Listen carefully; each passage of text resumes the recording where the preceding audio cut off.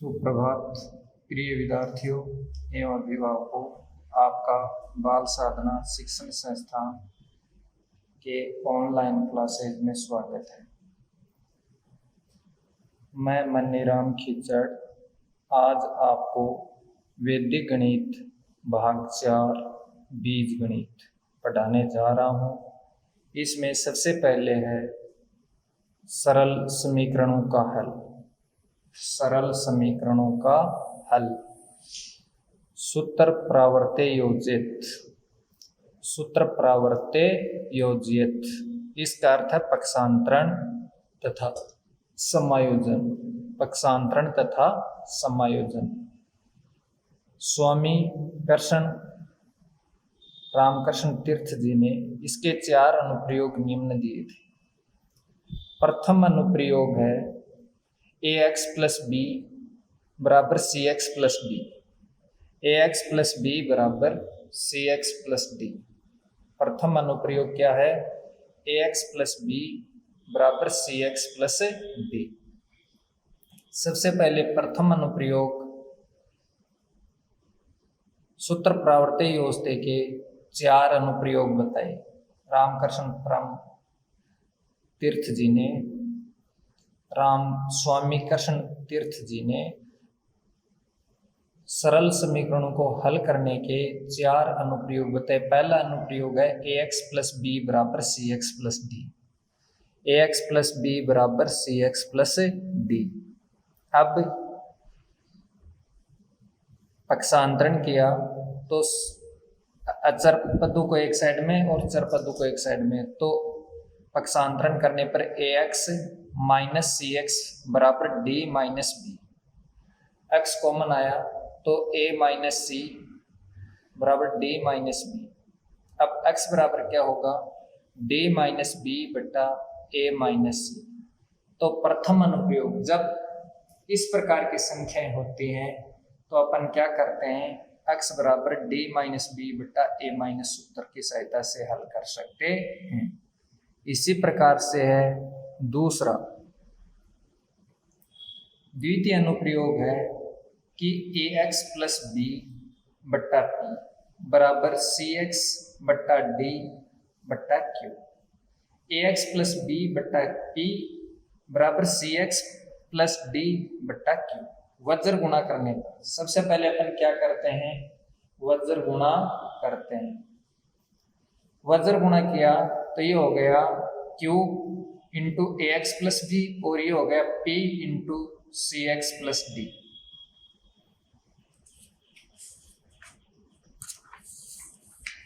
अब q से गुणा किया, q से गुणा किया ax प्लस बी बराबर p कोष्टक सी एक्स प्लस डी। अब q से गुणा करते हैं तो ये हो गया a क्यू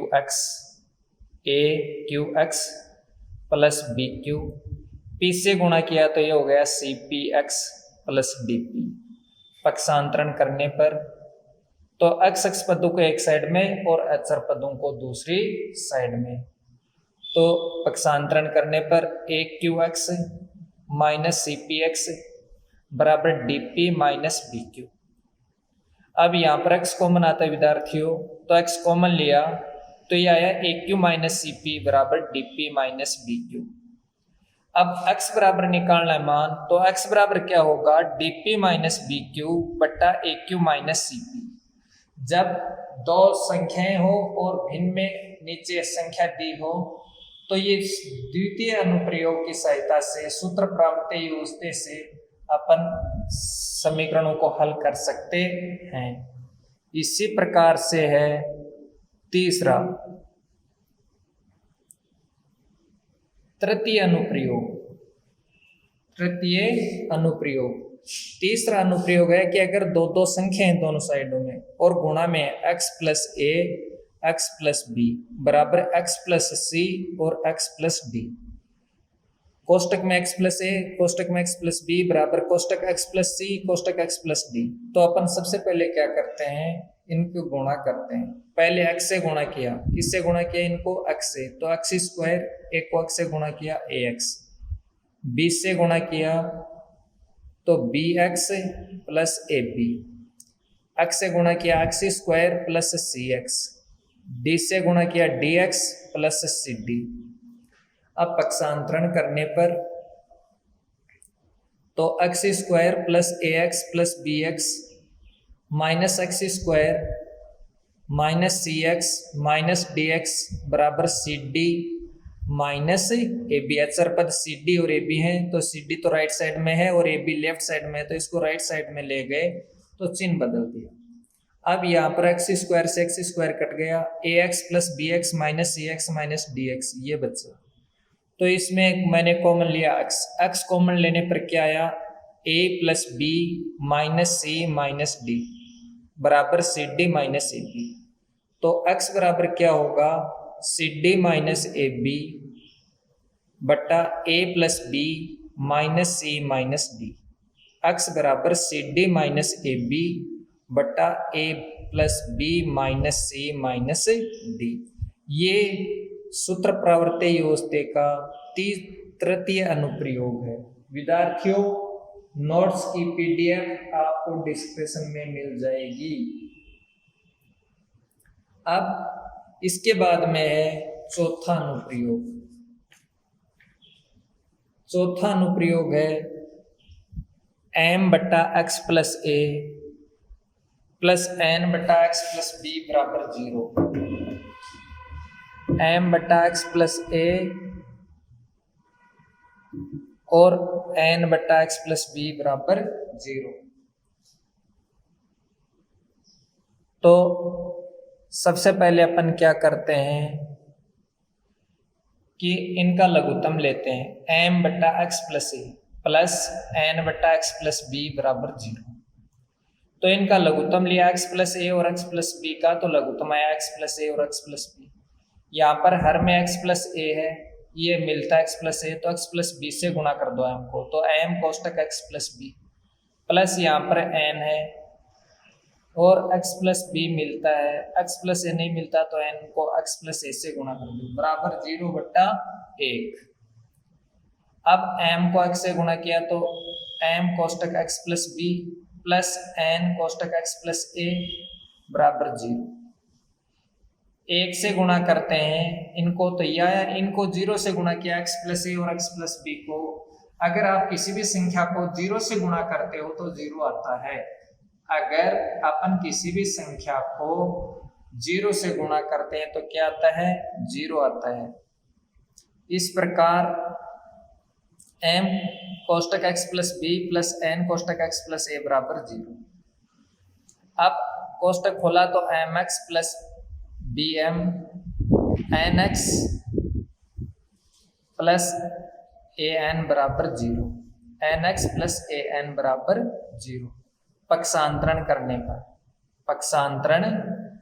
पर तो mx प्लस nx, चर पदों को एक साइड में, चर पदों को दूसरी तरफ, माइनस bm माइनस an। अब इसके बाद में x कॉमन आता है, क्या कॉमन आता है, x कॉमन लिया तो ये आया m प्लस n बराबर, यहाँ पर माइनस कॉमन लेते हैं तो क्या आया, bm प्लस an। इसके बाद में x बराबर क्या है, माइनस bm प्लस an बट्टा m प्लस n। ये सूत्र प्रावर्त्य योजते का चतुर्थ अनुप्रयोग है। विद्यार्थियों, आज हम इन चारों अनुप्रयोगों पर चर्चा करेंगे और इन्हीं पर आधारित प्रश्नों को हल करेंगे।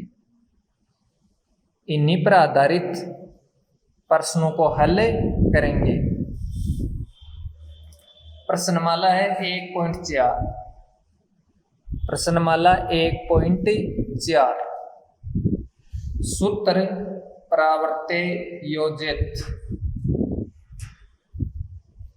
प्रावर्त्य योजित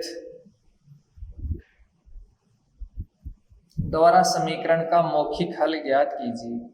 पहला प्रश्न है 13x माइनस 14 बराबर 9x प्लस 10। तो सबसे पहले विद्यार्थियों अपन अनुप्रयोग एक का प्रयोग करते हैं। पहला अनुप्रयोग क्या है, ax प्लस बी बराबर सी एक्स प्लस डी।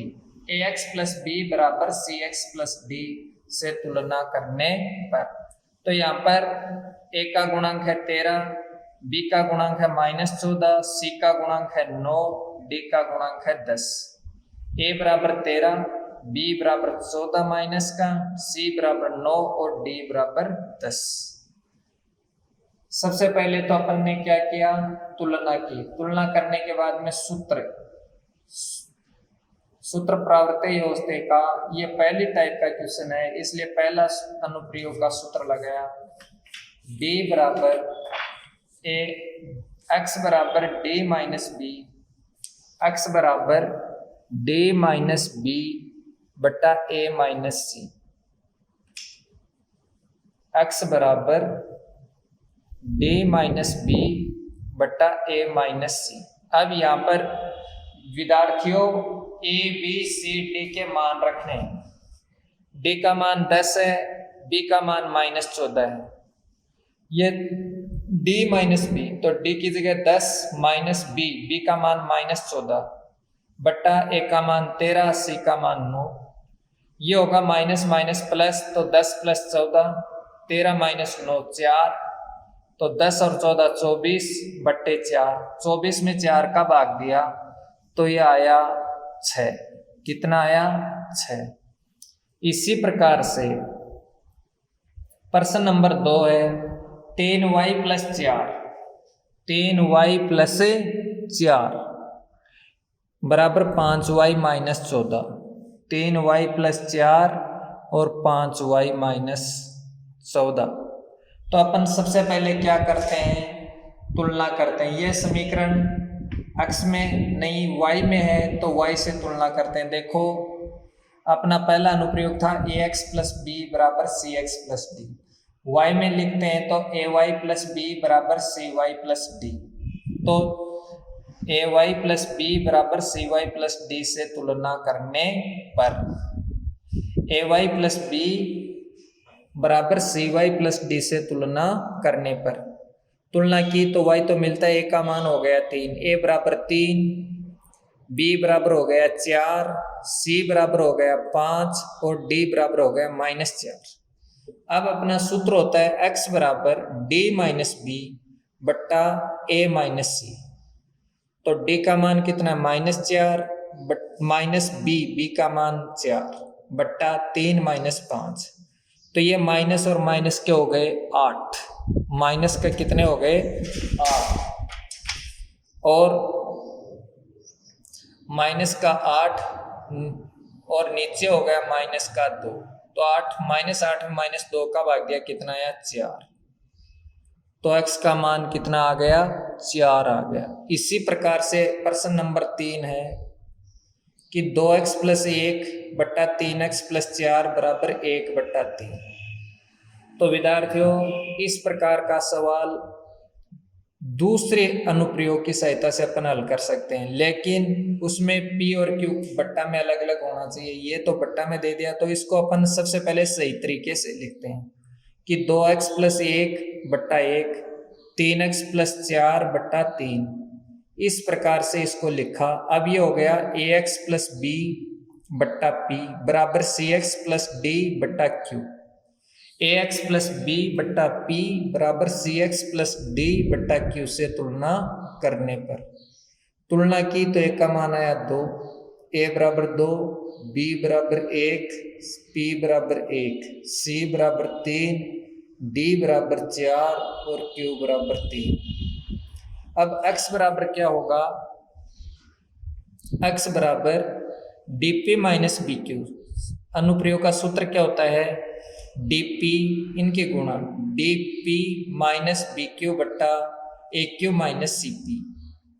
तो dp d और p को गुणा कर दो, तो d का मान 4, p का मान 1, 4 गुणा 1 माइनस बी क्यू, b का मान 1 गुणा क्यू 3 माइनस 4 गुणा 1 माइनस 1 गुणा 3 बराबर 2 गुणा 3, 1 क्यू 2, Q 3, 2 गुणा 3 माइनस C 3 P 1, तो 4 एकम 4 माइनस 3, 3 दूनी 6 माइनस 3, 4 में से 3 घटाया 1 और 6 में से 3 घटाया 1, 6 में से 3 घटाया 3, 4 में से 3 घटाया 1, तो इस प्रकार से ये आया 1/3। इसके बाद में प्रश्न नंबर 4, प्रश्न नंबर 4 यही है कि प्रश्न नंबर 4 क्या है, यही है कि 5x माइनस 3/2 बराबर 2x प्लस 1/5। तो ये दूसरा अनुप्रयोग है, सूत्र प्रावर्त व्यवस्था का दूसरा अनुप्रयोग, द्वितीय अनुप्रयोग है कि ax प्लस b बट्टा p बराबर cx प्लस d बट्टा q से तुलना करने पर ax प्लस b बट्टा p बराबर cx प्लस d बट्टा q से तुलना करने पर तुलना की तो देखो a का मान कितना आया 5, b का मान कितना आया -3, p का मान कितना आया 2, c का मान कितना आया 2, d का मान आया 1 और q का मान आया 5। इस प्रकार से अब सूत्र x बराबर है dp minus bq, dp minus bq बट्टा aq minus cp, aq minus cp। तो x बराबर dp, d का मान 1 गुणा d का मान 1 है गुणा p का मान 2 है, तो 1 गुणा 2 माइनस b का मान -3 है गुणा q का मान 5 है, ये q है, q का मान 5 बट्टा a का मान 5 और q का मान भी 5, तो 5 गुणा 5 माइनस c का मान 2 और p का मान भी 2, तो 2 गुणा 2। अब x बराबर क्या होगा, a को 2 से गुणा किया 2 एकम 2 -3 माइनस गुणा 5 माइनस के 15, तो -15 को माइनस से गुणा किया तो माइनस प्लस 15 बट्टे 5 को 5 से गुणा किया 25, 2 को 2 से गुणा किया 4, 15 में 2 जोड़ दिए 17, 25 में से 4 घटा दिए 21, तो x का मान कितना आया 21 है।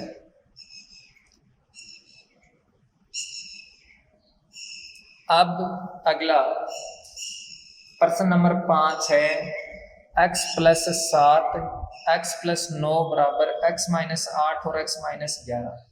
तो ये अनुप्रयोग तृतीय अनुप्रयोग, कौन सा अनुप्रयोग है, तृतीय अनुप्रयोग। तृतीय अनुप्रयोग कौन सा है, x प्लस a गुणा x प्लस b बराबर x प्लस c गुणा x प्लस d।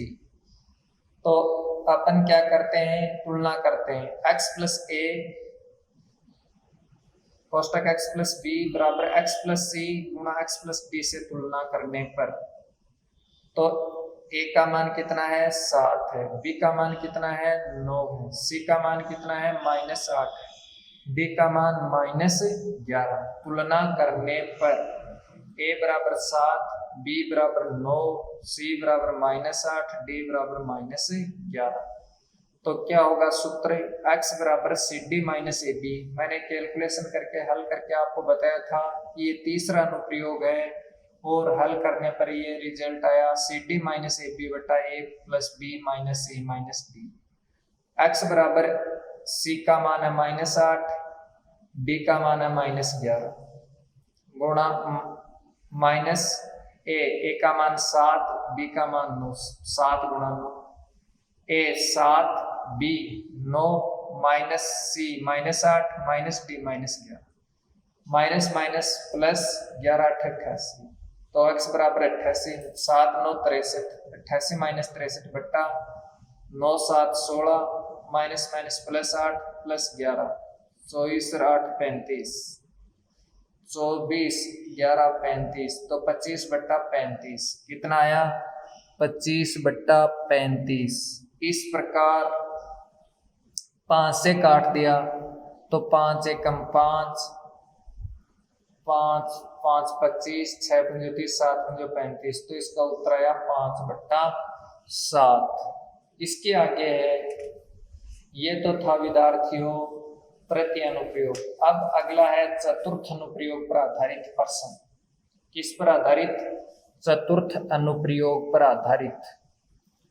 प्रश्न नंबर 7 है 1/x+1 -2/x-1 बराबर 0।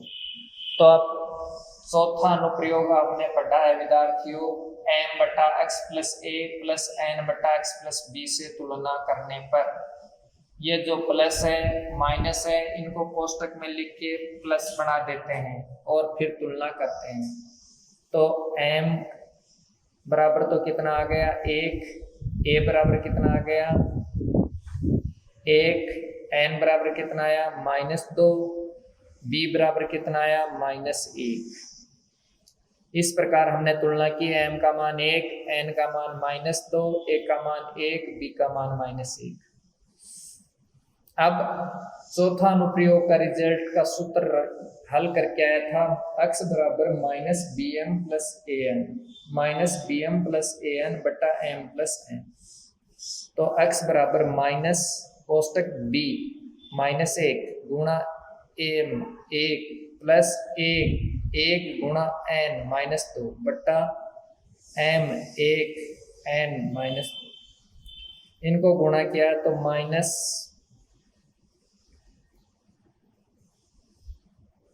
और -1 को 1 से गुणा किया, -1 1 को प्लस -2 से -2 बटा 1 में से 2 घटाया -1, माइनस से माइनस कट गया प्लस, तो यह आया -3/1। -3 में 1 का भाग देते हैं तो कितना आया -3। इसी प्रकार से अगला है 5/2x-1 -9/3x-2 बराबर 0। विद्यार्थियों सबसे पहले सवाल को अपने जो सूत्र होता है अनुप्रयोग उस पर आधारित लिखते हैं। तो अपने सूत्र में होता है m/x+a, x के साथ कोई संख्या नहीं होती, अगर कोई संख्या है तो उसका अंश और हर में भाग देते हैं। तो यहाँ पर देखो 2 है, यहाँ पर देखो 3 है, तो इस समीकरण के अंश और हर में 2 का भाग देते हैं सभी पदों में, इसमें 3 का भाग देते हैं। तो देखो 5/2/2x/2 -1/2 सब में दिया भाग, यहाँ पर 3 है तो 3 का भाग देते हैं, प्लस माइनस का 9/3 3x -2/3 बराबर 0, या 5/2 -5/2/x-1/2 प्लस माइनस का 3/x-2/3। अब m/x+a + n/x+b से तुलना करने पर m/x+a + n/x+b से तुलना करने पर m का मान है देखो 5/2, a का मान है -1/2, n का मान -3, b का मान -2/3। अब सूत्र अपना होता है x बराबर -bm + an, x बराबर माइनस कोष्टक bm + an बटा m + n।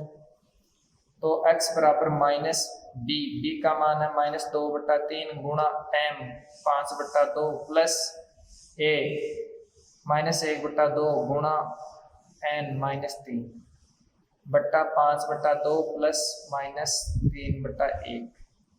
अब माइनस कोष्टक -5/3, 2 से 2 कटगा -5/3 प्लस माइनस प्लस का 3/2 और नीचे 2 और 3 1 का लघुत्तम 2 को 5 एकम 5 और ये 6 5 - 6।